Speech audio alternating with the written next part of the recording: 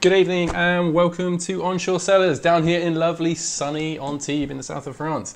You are joining me here in my little cave of wine for another episode of Crew Mess Drinks, where we're trying to bring people together. All those people in isolation on board yachts, also with myself at home and other people, our clients on shore. We're trying to bring you all together for a glass of wine, a bit of a chat, find out some information about wines that are served on board, and hopefully, just enjoy a glass of wine together. That's the point.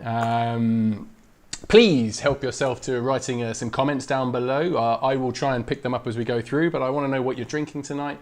We've got Ed and Jess, the mighty Ed and Jess, scurrilously working in the backgrounds, typing away, answering all your comments on the comments section. So please drop us a line, let us know what you're drinking. If you have any questions about what we're doing today, please do not hesitate to ask. Hopefully I'll get to them, and then I can ask our special guest exactly what the real answer is. Let me introduce myself. My name is Peter. Many of you know me as Pedro or Vinator from my social media shtick. I am here in Onshore Cellars. I'm head of sales and pretty much enjoying myself with all this wine, even though we are in isolation, like I say.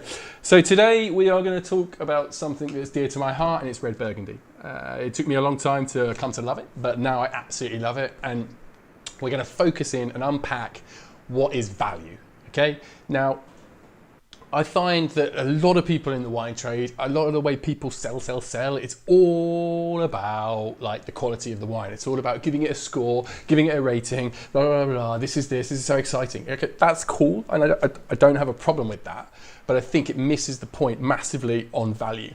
And I think you need to equate your quality with the value of your wine.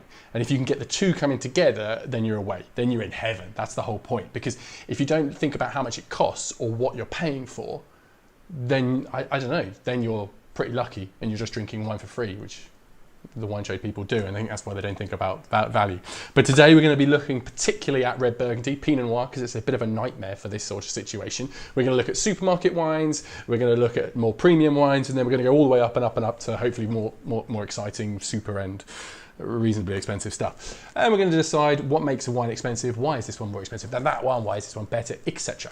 So yeah, like I say, leave any comments down below, give us a shout, what you're drinking. Hopefully it's red wine, hopefully it's Red Burgundy, and then you can learn all you need to know from our lovely guest, Rosie. Now, Rosie is joining us all the way from Vence. It's not too far away, but she is also in isolation in a lovely room. Let's bring her in. Say hello, Rosie. Hi, hello. So Rosie, tell us about you. Who are you? Why are you here? So I work in the wine trade, funny enough. I've worked in wine for 10 years. Most of that time I spent in London doing marketing and brand management. I moved down here in 2016, went and worked with Onshore Cellars, and left about a year and a bit ago to go and start doing my MW. So I'm currently studying for that and doing freelance work and working for a company in the UK as well. So still very much in the trade, just doing something a bit different.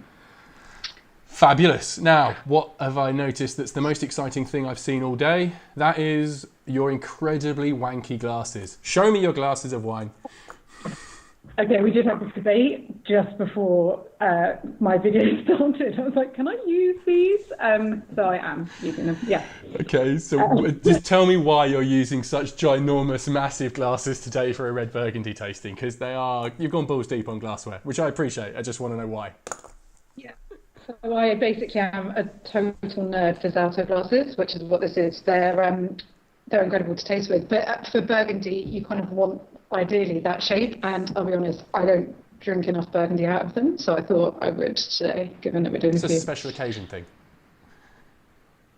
Oh yeah, and it's mainly because they don't really go. It's quite hard. They go in the dishwasher, but the paranoia every single time is not. Yeah. No, they're good. And actually, it does matter. I think it makes a difference. There are definitely people that would argue that it doesn't. But glassware is important. It's part of the enjoyment. Just to go completely off topic, very, very quickly, Rosie, have you randomly put a bit of cable or anything near your computer that wasn't there about 5 minutes ago when we did a sound test? Because all of a sudden you're getting this crackle in the background of your sound that wasn't there a few minutes ago. Have you put something down or moved something around? Don't lose connection, but all of a sudden you've got this weird hiss in the background, and I don't know. Keep talking. Yeah, we're just going to have to deal with it. So you'll have to enunciate correctly, and we'll be fine, I'm sure. But that's the wonders of Skype. You know, this is a live stream coming from two different locations with Yeah, without a script. Let's just go no scripted. But we've got wine, so I'm sure we're going to be fine.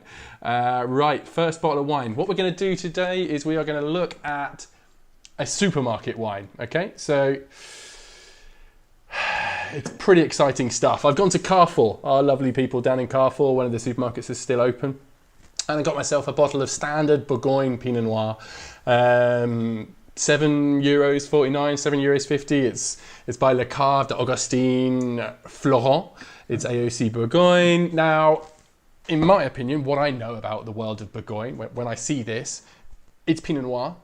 So I know, in general terms, from my opinion, it's going to be soft, light, fruity, and when I say fruity, I'm talking red fruit, strawberries, raspberries, etc. It's kind of this kind of price point should be really, really simple. Now, what else is there that can happen to Pinot Noir? Like, am I missing the point, or is that generally what Pinot Noir is, Rosie? Sorry, I was kind of just lost in a world of tasting that then. Yeah, Pinot Noir it's one of those grapes that is very much, it is a bit lighter bodied. The tannins tend to be a bit softer and more approachable, but equally it makes incredibly serious wine. So it shouldn't, I think softness is whilst it's true to a degree when you compare it to Cabernet or something like that, it has this kind of, and the floralness and the floral notes, the kind of delicacy, the ethereal characteristics that you get on Pinot are unique. But yeah, you taste some of the sort of top end stuff, and there is tannin there, and there is structure, and they definitely need time. So I think you're very much right though in saying that this being a Bourgogne Pinot Noir, you're looking at that kind of very easy approach. And so this is, like I say, super cheap, and it is the kind of thing that you can pick up very easily. Now, personally, I try and avoid these kind of wines just because I think my $7.50 or my €10 can be spent so much better elsewhere. That's just me. But you tell me, Rosie, you're the MW student. Like, what should I be looking for in a Bourgogne Pinot Noir at this price point, or should I just not looking for it? What's the situation here? Is this sub 10? This is 10. Yeah, $7.50 with tax. This cost me. It was sub 10. Yeah. So why is it so cheap? Explain that to me. Why is it $7.50 and not 20? So $7.50 in Burgundy is incredibly cheap for a starting point. And so Bourgogne Pinot Noir essentially means that the grapes can come from anywhere within the Burgundy region. That actually includes the Mâconnais as well. So the Mâconnais is that very southern part of Burgundy, just before, around Mâcon. So kind of, if you think Burgundy goes from Mâcon all the way up to Chablis, it's a huge region. Sorry, where in France is that? But yeah, whereabouts? Mâcon, so near Lyon, so kind of really central, okay. Central France, then going up towards Chablis, and you're kind of heading up as if you were driving towards like Champagne and Paris. Oh, so like Dijon and Lyon, you know, you're heading basically, straight, kind of in between Dijon and Lyon, around that area. Okay, yeah. And so Bourgogne Pinot Noir can come from fruit grown absolutely anywhere. So anywhere? In Burgundy, you have, within Burgundy, within Bourgogne, you have very different sort of tiers in Burgundy and cru system, and the best fruit comes from the Côte de Beaune and the Côte de Nuit, which we'll talk about as we go on. My thoughts on why this is cheap: two things. One, the fruit has potentially come from further south in Burgundy, where the land is cheaper in general, but also the flat land in Burgundy tends to produce sort of much more of the Bourgogne level fruit, whereas the hillside slopes are reserved for the Grand Cru, the Premier Cru, or just the village level. So for me, I would suggest that this is that kind of flatter land. Yeah. But is it a bad wine? Is it actually a bad wine? So because I cut my teeth in the wine trade or whatever. I used to buy wine from supermarkets, and to be honest, I still do if I find good value. So like, are people okay to buy this, or is it just flat and non-exciting, but it's okay to drink? Like, why would I? Oh, sorry, I've just asked you to speak just as you're in spit mode. Of course, classic. No, that's fine. Like, there is literally, it's textbook. I mean, there's nothing wrong with it in any way, shape, or form. Is it as exciting as some of the other ones? No. It's definitely not. But then maybe you wouldn't expect that at this price point. But you've got you've got the small red, like the small red fruit. You've kind of got that brightness, some floral notes, freshness. There's a bit of tannin there, acidity. Sorry, tannin. Tannin for the uninitiated out there. What do you mean by tannin? So the drying sensation you get on your gums. Yeah, I feel that. That comes from the skin of red fruit, red grapes. And because you leave, we won't go into detail on that actually, winemaking. It's just, because when you're making a red wine, you leave the skins in contact with the juice during the fermentation, so you get more tannin than you would on white. So I actually think in terms of how there's nothing offensive about it at all. It's not very exciting, would be my thing. And it's not complex at all, but it's commercial and quite simple and ticks boxes. So it's the kind of bottle of wine that many people will take round and give to somebody when they're going for dinner. It's nothing expensive, it's nothing cool, it's just, here you go, here's a bottle of wine, whatever, I don't care. You're not really my good friend, you're just somebody I met, here's a bottle of wine. It's not like sit down with your family and have a great time, because, the only reason I say it is just because I've already tried our next wine and it's fucking gorgeous, so I kind of, I'm more excited to understand why this next one, which is an extra €10 a bottle, and it's like in Red Burgundy in particular, I find it an absolute minefield of just, so it's really hard to know what to buy and why this one's so expensive and why this one isn't and what areas to buy, because there's so many different little villages and appellations and stuff. But am I right in thinking that you can get a load of different qualities of Bourgogne, of like basic Bourgogne? You can get like that super cheap, and then you can actually get quite expensive? Or what's the situation there? Yeah, that's a really nice stepping stone into the next wine, definitely, but also into Burgundy in general, I think. And I think the best thing you can do if you want to explore Burgundy, and by the way, at this point, I should definitely say that Burgundy is one of the most expensive wine regions, to buy and enjoy, I think, in a way. I mean, entry level here, if you use the term entry level, which is a bit negative, I think, but it is kind of that starting price point. It's rare that you see €7. And actually, the starting price point for Burgundy is probably more around 15-20 for your Bourgogne. So, yeah, for me, it's a really good way of discovering Burgundy. But on top of that, some of the top producers, not some of them, most of the top producers will do a Bourgogne Blanc or Bourgogne Rouge, and it's a really good way of getting their winemaking know-how, their winemaking expertise, but at a price point that's a bit more accessible than... Was there an interesting question just come up? Do you think like the cheaper ones will just be thin and acidic? Like, is that the general vibe towards them? Or are they, to me, that last one was okay, it just tasted flat. There was nothing exciting there, but are they normally thin and acidic? I think that last one, if I was going to describe it, would be a bit 2D, like just a bit two-dimensional. It was kind of just fruit and a bit of acidity and a bit flat and not a huge amount of, there were no layers or complexity to it. So yeah, I mean. So the rule of thumb is, you would say, sorry, the rule of thumb would be to just generally, okay, I'm not saying don't buy wines under €10. I just say don't buy Bourgogne wines under €10. Would you agree? I think, look, I love living in France. The fact you've lost her sound today. That's an interesting mood. You've gone. I think we're going to go fully into a one-person stream from now on, because Burgundy is all about the concentration. Quite right too. Keep speaking at me because your sound has disappeared. Yeah. Okay. That is a technical difficulty that I was not expecting. Oh well, let's carry on. Let's go to, if anyone's out there, can you tell me if we can actually hear her? Because I can't tell from where I'm sat. Apologies for this. I can Mortet and call you back if you want. Oh no, you can't hear me, so that's not helpful. Yep. We can. That is awesome. Thanks very much, Ed. You can carry on talking. I just can't hear anything you're saying. So we're going to have to do this as an interesting conversation whereby you're talking and everyone can hear you. I'm talking, everyone can hear me. But the two-way conversation thing is going to be right out the door. So this is going to be entertaining. Let's just work with it. I'm going to bring up a little shot of our next wine, which is the Bourgogne, which I believe is called La Toupe by Domaine Chavy-Chouet.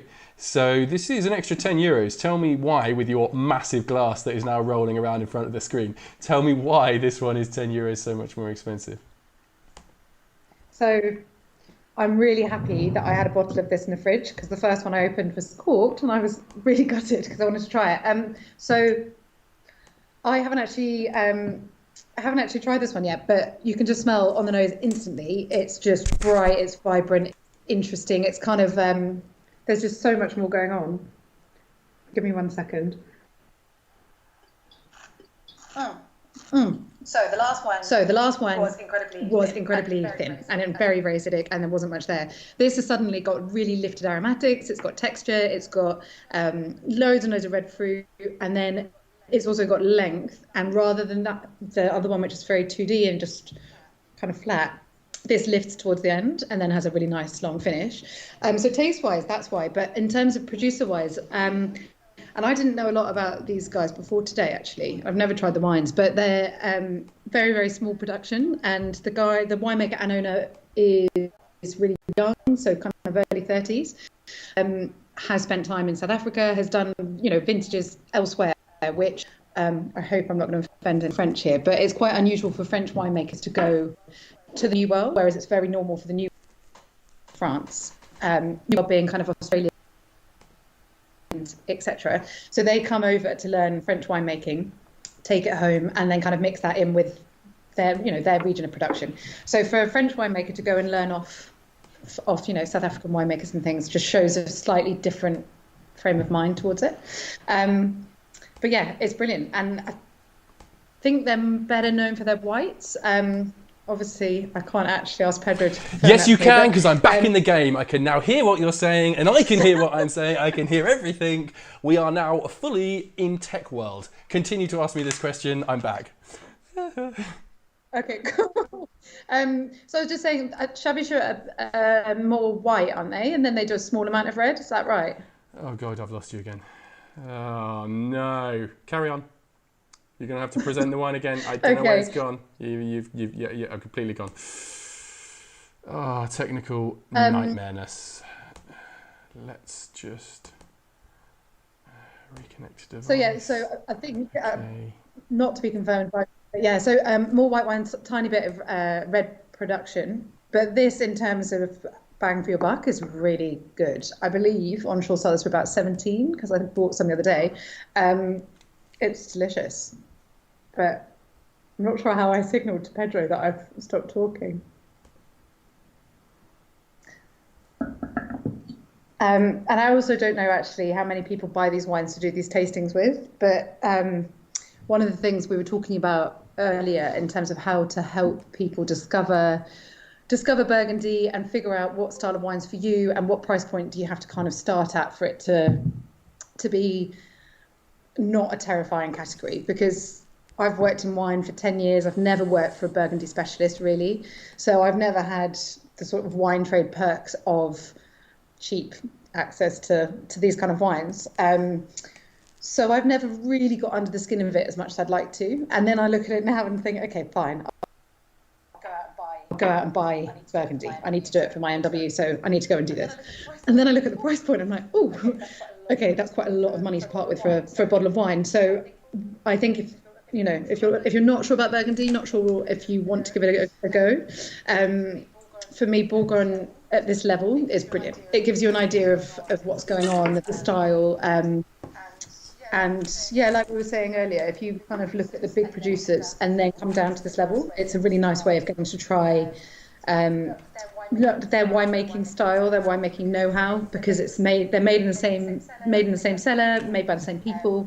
But how have you discovered this producer in the first place? Like, how have you found out? Because you're talking about big producers, and we all know who the big producers are. You're talking about Louis Latour, you're talking about Bouchard, you're talking about so many other etc. huge producers. How do you find that small producer that is the one that you love? Like, what do you do? What would you recommend? So I was really misleading there. By big producers, I was actually thinking rather than volume, some of the really big names like Leflaive, Lafont, those guys, where you're parting with hundreds of euros a bottle, actually you can try their Bourgogne and get good value there. But the other thing I would say for wines like this is your best friend is your wine merchant, and I'm not just that saying would be me. that. Just so you know, that's literally me, and I thank you for that. So carry on. No, but it's that kind of because Burgundy is so complicated and so complex, and just without touching on too much French history, but the Napoleonic laws of inheritance very much affect Burgundy in a big way. So every time somebody dies, their vineyard gets split equally between all the children in their family. So what that means is effectively they weren't big plots to begin with, but they've now ended up with people, some people are only having a few rows of vine. So you have loads and loads of small producers. And actually for the average person, it's just almost too much of a minefield. So by going into your wine merchant and talking to them and saying, look, I want to try something at this price point, then they can recommend something to you, which I think is a really important thing, particularly when, I'm just looking at the wines that we're trying, but because of those Napoleonic laws of inheritance, you have loads of producers with the same surname. So it effectively means that, like, we're about to try Thierry Mortet, and then you've got his brother, Dennis, I think. Right. So you've kind of got, and then you've got the same with, just with so many of them. So people look at the surname and go, oh, I know that wine. It's like, no, you don't. You know a totally different wine made by a totally different person in a totally different cellar. So having that support of your wine merchant is great, and on top of that, they will quite often have aged some of the wine for you. So it's not just that. It's like I've gone through the arduous task of drinking wine for years and years and years, and trying all these wines, and like Burgundy in particular, they've got amazing little shows in France, which I love. You go around and there's all these independent producers. They book out a hall of like independent producers, and you go around and they just bring boxes of wine. All the French people rock up with trolleys, and they just fill up 6-packs, and you get to try them all. And it's all tiny producers that I love, and that you only discover, that make small volume, like you say. And they're not expensive. They're not like 50, 60 euros. They're still 50, but they're not. You can't get them for 6 or 7 like you can with the stuff in the supermarket, I guess. So you need to search them out, and you ask me and people like myself to tell you which ones are the good ones. For example, the one we're trying at the moment is pretty solid, don't you think? What do you think, Rosie? It's absolutely brilliant. It's really, really good. I haven't tried it before today, and I will actually be buying more of it because it's really good. It's got that very pretty lifted floral kind of note to it, as well as having really bright fruit. It's gorgeous. It's young, but I really recommend that actually. So we've done Bourgogne. We've done Bourgogne at a basic level, like kind of standard supermarket wine. We understand that you can get the same kind of appellation, the same name, but then spend a bit more, and the reasons why you spend that bit more. Now, why is this next one going up in price even more? Because we've just gone from 750 to 1750, and this is now like 48 or 50 odd euros.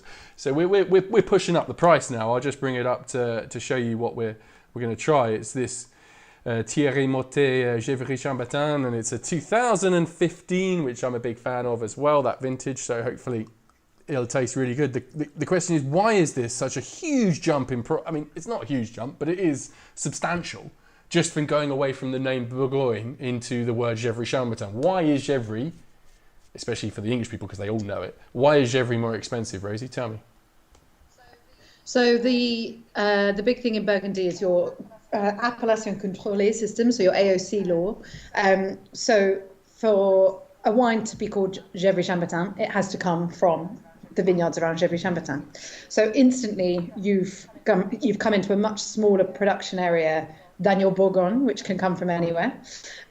So you're narrowing that down. So with all French AOC laws, so whether it be Chablis or Gevrey or Meursault, you basically, by putting that on the label, you've instantly hit a price point, effectively. The other thing that is relevant about these parts of Burgundy is this is the most expensive agricultural land in the world, pretty much. And there's no vineyards for sale. And, there is this level of scarcity, and the fact that no one else can come in, and it's some of the best wines in the world, arguably. So you're paying for you're paying for the AOC, so you're paying for the name. On top of that, Burgundy is like a patchwork quilt of different terroir and soil types for people that don't use the word terroir, which I know is a bit of a wine word. So for different soil types, different amounts of sort of limestone content or whatever it might be. So each is different and has sort of unique characteristics, I suppose. Have you tried it? And Gevrey is. Have you tasted it yet? I've just tasted it for the first time. Sorry, but I'm now in. Oh my! I find myself. The problem is I try not to wax lyrical too much about wines because there's only so much wine wankery I can do, and I normally do it with just my close friends who can understand that I am just being that guy. But this tastes delicious, and I just like small producer, not well known, but the flavours are just like a smash in the face with quality and elegance. And what I can see your face, yeah. You're enjoying it as well. It's good, isn't it? It's what Burgundy should be for the money. Really good.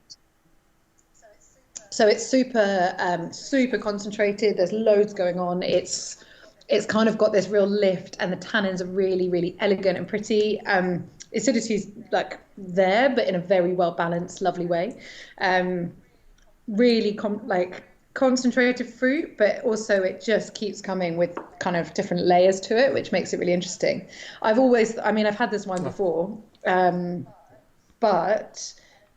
it was the same vintage, and actually it's been a year or something, and it's just starting to show like little bits of that kind of really beautiful Burgundian thing that you get when it starts to age, and you get a little bit of that sort of forest floor kind of earthy mushroomy notes coming through, so it's still very much bright red fruit, but then you get this kind of savory characteristic, and that is starting to show it, and I think that's really attractive. Interesting question of this. Is it smaller producers or smaller production that's giving it the better wine, do you think? Or is that they're just going hand in hand, right? That's basically the same thing. They they do kind of go hand in hand. But when you think that most Burgundy vineyard holdings are tiny, so everyone's already doing tiny production to a degree. Now it's not economically viable for some people to make their own wine, which is why they end up selling them to Bouchard or whoever, because they've got such small vineyard holdings that having a cellar and doing it yourself doesn't make sense. What's nice about this wine and the one that we had before is that both of the producers are really young, and they're kind of challenging. They're not just doing what was done before. And I think you can kind of taste that on both of them. But small production is always nice. There's a lot of care that goes into what you're getting. And I think you can tell both of those are made with a lot of love, which I really like about them. So why is it then? Because I find it really interesting to see this, because I do this weird thing of watching people buying wine, like in supermarkets and shops, like, especially when there's a coffee shop. I just watch people, and I know it looks creepy, and so I apologise, but I kind of just want to go up to people and be like, no, don't buy that, buy this, please don't buy that wine. But like, there's so many I see. It's like you're buying on the producer, the brand, etc., or the area.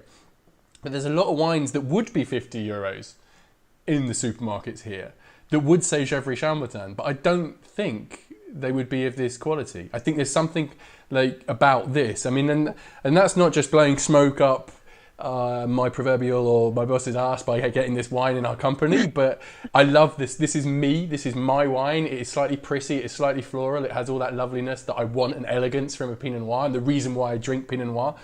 But I find I've spent €48 far too many times and be disappointed. So why is it again? Like, is it?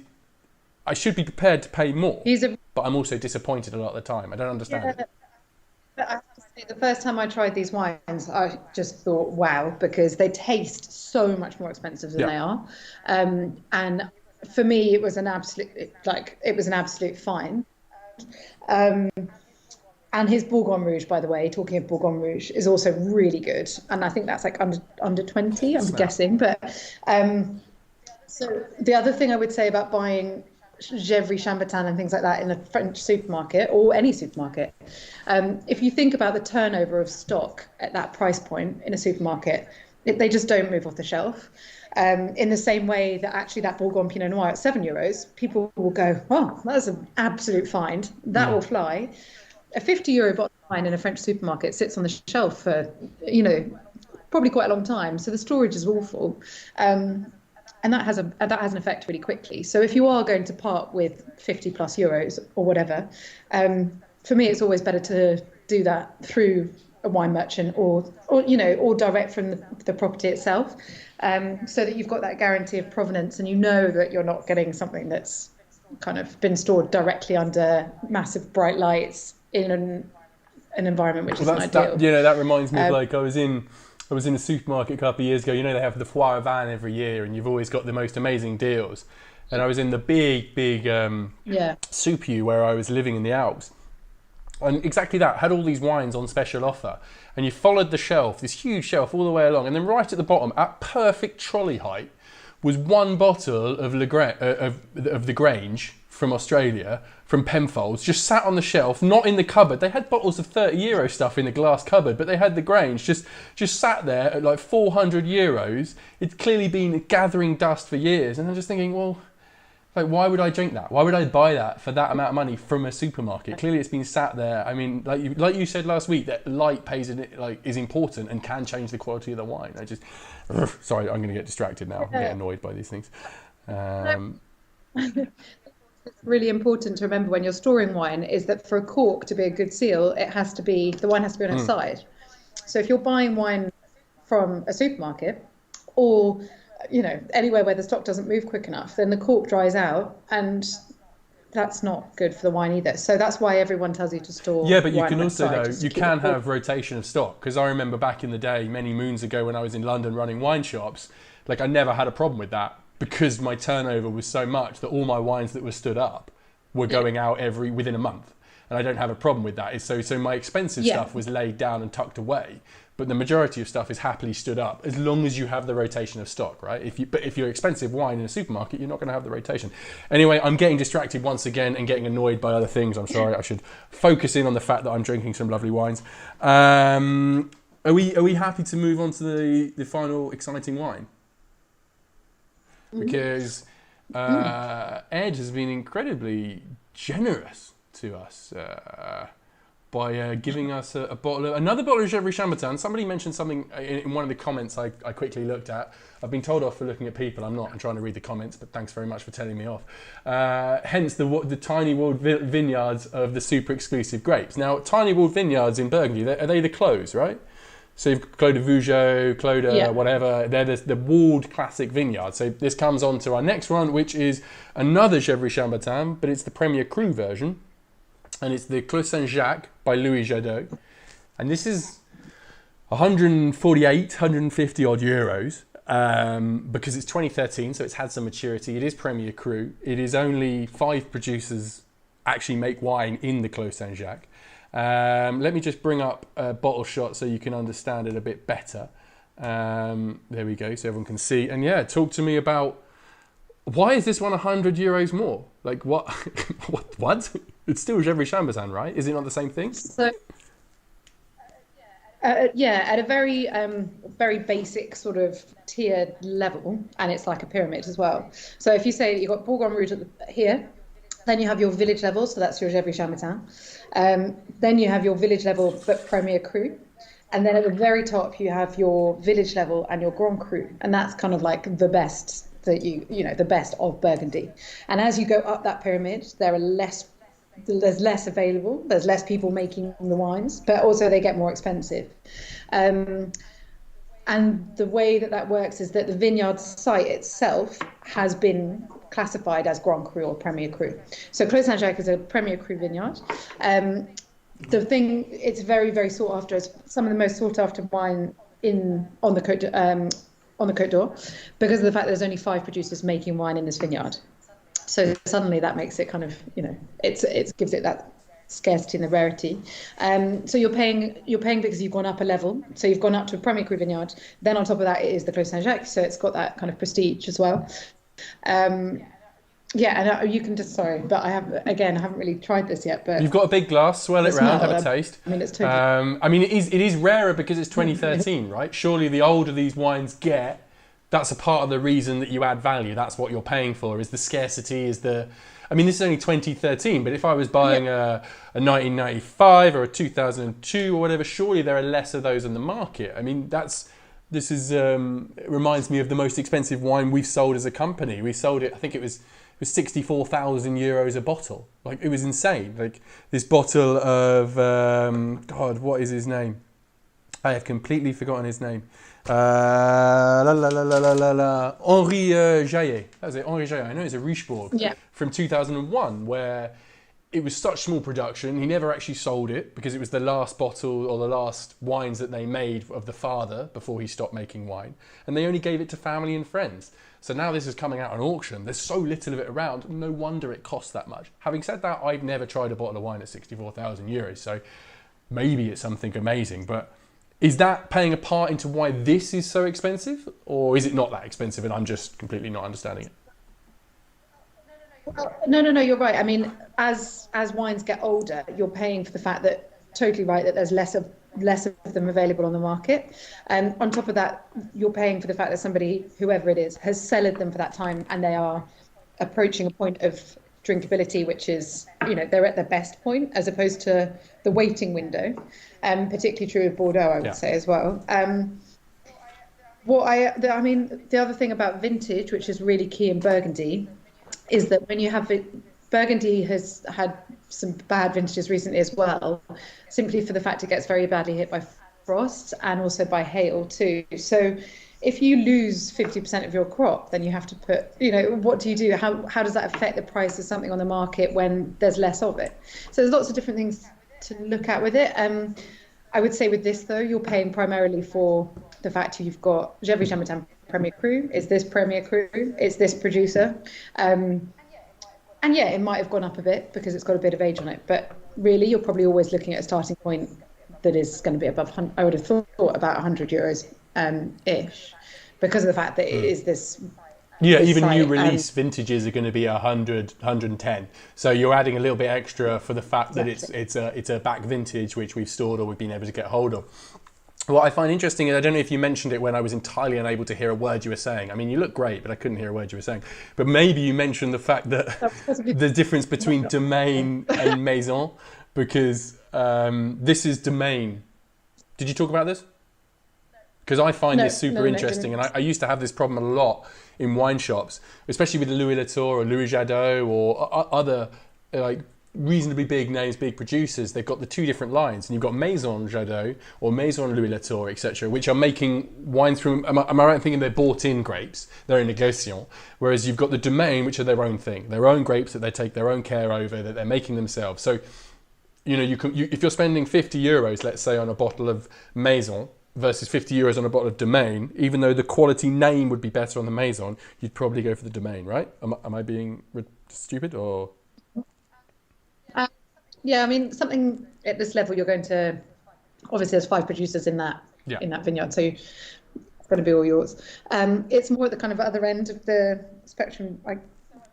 So I mean, I personally, if you can always go, so we're talking the bigger names, we're talking the Jadots, the Bouchards, the Druhans, those kind of big producers in Beaune, who, as I was saying earlier, when you've got such a small vineyard holding that it makes no economic sense to vinify it yourself, you may as well sell to them. And it does work, that négoce system, because it works. It's unique to Burgundy and it does work. But yeah, you're right. I think one question that I don't know the answer to is whether Bouchard would manage how all of those vines are grown, if you see what I mean. So I don't know whether they have complete control over viticulture or whether they just buy and. That's a good question. I was lucky enough to go and visit the lovely people at Louis Latour, and they do manage what they're buying. They have long-standing contracts, and they do send out their winemaker regularly to their suppliers. They're not just saying, "Hey, just give us some grapes, we don't care." They do spend a lot of time going to see them and checking and making sure that they are meeting set levels and set. I can't think what qualifications of quality, I guess, but in I think they do care. I'm not saying they don't care. I'm just saying that the ones that they spend a lot of love and care and attention on in the domains are normally better. I'm intrigued to hear, though, do you prefer this one at 150 or the one at 50 for drinking right now versus the fact that one could age for an extra 30 years? I mean, this has definitely put quite a smile on my face. Which one? This one's better? they're totally different. Like it's almost a bit unfair to compare them because they're from very different vintages. And they've kind of got a couple of years difference to them, but this has got that kind of like, it's starting to show all of those signs of just, I mean, dreamy Burgundy, really. They both are, by the way, but the other one's just a bit younger and brighter and a bit like a little bit lighter, whereas this is kind of really just started to open up and be, yeah, I mean, the tannin on this as well is just beautiful. Like, so to me, this is more of a food wine. Like the other one, I could just drink happily. This one, if I sat down with a meal, I'll be in heaven. I'll be there, Magre de Canard. Well, I don't know. There's a lot of options, Beef Bourguignon, etc. There's so many cool things that this will go with. Comté cheese, etc. Oh my God, I'd be in heaven. I kind of get like that. But that's what makes Burgundy so amazing is the fact that it can go with so many different foods, and it is, it's an icon, right? It's iconic wines, Red Burgundy. If 7 of the 10 most expensive wines in the world ever are all Red Burgundies, you know, that says something about quality. Or am I just... Isn't there's some saying about how Burgundy is for kings, and what is that? There's some hierarchy about like Burgundy being for kings, Bordeaux being for princes, something like that. It is, for me, they're the best wines in the world. I love them. I love this region. I think it's incredible. It confuses me. It completely baffles me at times. But I think the more I get to know about it, the more I love it. And the wines are so good. And that whole food point of food and wine matching. I think the danger with Pinot Noir, particularly when you have one like that first one, you just go, it's really light and it's easy and it's just an easy drinking wine. But at this level, it's not. And it demands attention and it demands thinking and it demands like a presence. You can't just drink this and not think about it, which I love. And it wants food. You're right. It definitely, the whole Boeuf Bourguignon thing. I think when I first went to Burgundy, I couldn't believe that even in the summer, they have beef stew. And then they follow that up with the stinkiest cheese, I think, that France makes. And you think, hang on, you've got this really light, delicate, kind of ethereal, beautiful, elegant wine. And then you've got these dishes that are like really full on, but it totally works. And the kind of acidity on this completely cleanses the palate, and it means you can continue eating all that stuff. And I think that's... But I find it really interesting that you said that when you compare the two, this one at 150 and the other one at 50, that there is such a difference, and it's almost unfair to compare them. And to me, that's why I find it's such a freaking minefield to work through Red Burgundy, because often, and this is what advice I can give people, is that you're often paying for things that you might not want. Like, you might not want all of that lovely, stinky, earthy aginess. You might not want all of this other stuff going on over here. You might want the prissy, floral, easygoing stuff. So you need to be really careful and get the advice of people who know what they're talking about, or try them yourself. You know, like, it took me years to get my head around Burgundy, of trying them and trying them and trying them. And now I have go-to producers, go-to wines. I mean, if we're going to take away from this kind of 3 key things that you, Rosie, in your training to be MW, future wine world person of amazement, you're going to teach me 3 things to remember for the future. What are the 3 key things when buying Red Burgundy, not from a supermarket? I would say don't be scared to seek advice, because I think that's, you know, that's your first hurdle, is like, okay, cool, I'm talking to somebody that knows, that has done the research for me. One other thing I would say, and my dad and I have this battle at home quite often, where he'll go, you choose the wine, and I'm okay, it's your wine, but look at, if you're buying wine to lay down, you're buying, you know, wine and you've got a collection or whatever, look online, look at vintage guides, look at some sort of reference that tells you when those wines are drinking, because I think the danger is you open them too early, and I do this, and Dad and I argue about it all the time. As I said, if you open it too early, you miss all of the kind of lovely savoury notes that come through in that. Yeah, so they need time, not as much maybe as Red Bordeaux, but they do need a bit of time. And my third bit would be start at that Bourgogne level, but also you don't just need to start there. Like, there's a lot of people that work in wine, funnily enough, that can't afford to drink €150 bottles of wine every day.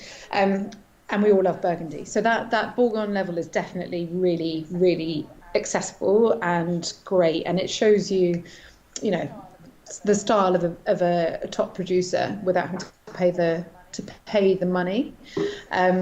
So yeah, I would say that. So in theory, if you like their you would try their Bourgogne as long as it's over 15 euros, let's say. And if you like that, it gives you an idea of who they are. And then you can diversify within their range that if you need to buy a special bottle of wine, and I'm not saying everyone go out and buy a 150 euro bottle of wine, but you know, you can if you like the Bourgogne, you can trust them and you can work your way through and discover what other wines they do, because it's an indication of style, I guess.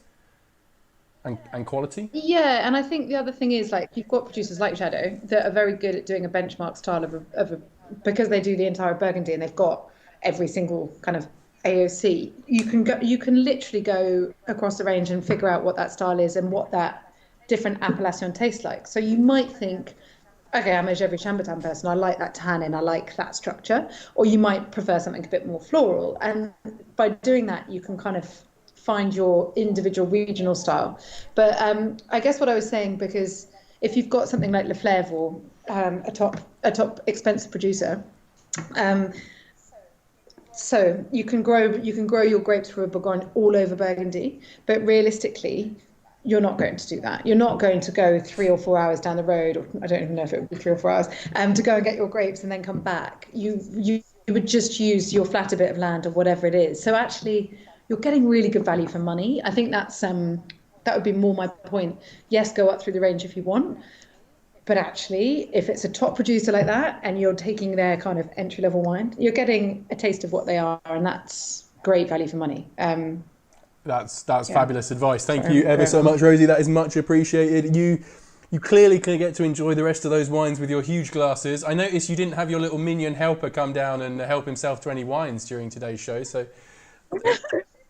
I actually sneakily said unless he's been sneaking in out of shot and taking wine without us noticing, which is quite impressive skill to do, to be honest. I was expecting to see him. But no, massive thank you for giving us all your knowledge and your experience, and we really appreciate it here at Onshore Cellars. So I'm sure we will see you again in the future for another round of this, because I like to pick your brains on all that you know. So yeah, thank you so much, Rosie. That's all right. Thank you. Thanks for the wine. It's really good. I'm going to have a lovely evening. Awesome. And that's basically the end of today. We're going to wrap this up. It looks like I've got some wines left to drink, so I'm going to be in a good place. I appreciate all the comments you've been leaving to us, and I hope that you've had answers either from me. It's tough to be able to do this when you're all on your own and read what's going on down here while also looking at Rosie and understanding what's going on. So I apologise if I missed any of your comments, but hopefully Ed and Jess have been responding to your stuff down there. We will detail the wines that we are talking about here below. So if you come back and watch this video again, you'll see in our comments we're going to leave a little note of all the wines that we're talking about. But I'm not really, the whole point today was not to just sell wines. It was just trying to understand the difference between them, and I think I have done that. Admittedly, I've had the luxury of drinking them all at the same time, so I'm quite lucky in that sense. But come on in when we get to be released, just let us know, like ask me about which wines to go for, with what and for what reason, because I think I can help, and hopefully with Red Burgundy in particular, as it is part of my heart, I think we're going to be all right. So yeah, tune in next week for another Crew Mess Drinks. Hopefully we're going to have a producer in. We have a couple lined up, but I'm not going to talk about them yet, just in case they don't come through. But yeah, it should be an interesting one next week with some cool wines to try. So subscribe to this channel. Make sure you get an alert when we're coming on again live. And yeah, thanks very much for tuning in. Take care. Ciao, ciao.